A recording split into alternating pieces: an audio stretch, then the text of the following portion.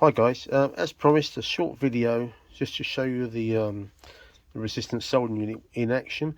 I've already done two there, and I just wanted to point these out because the one on the left, which looks a bit of a mess, I did try the new to me, no clean flux, and that is not very pretty. The one next to it, which has a nice join, was done with my old, very old baker's fluid. So back to the baker's fluid it will be. Anyway, let me show you this in action. I'll have to pass it over to my helper for that.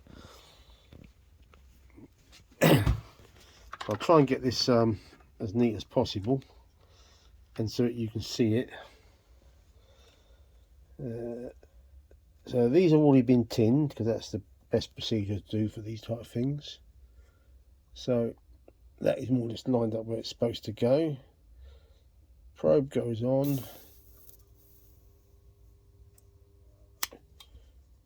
And then just tack it in place. Hold it for a few seconds. But I think you can see how it works, and it's working very well.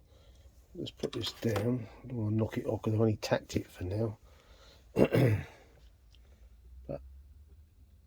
take that off. Okay, so you can see that's on, and that's just putting one tack on, just to give you an idea of how it works, and just to show you that it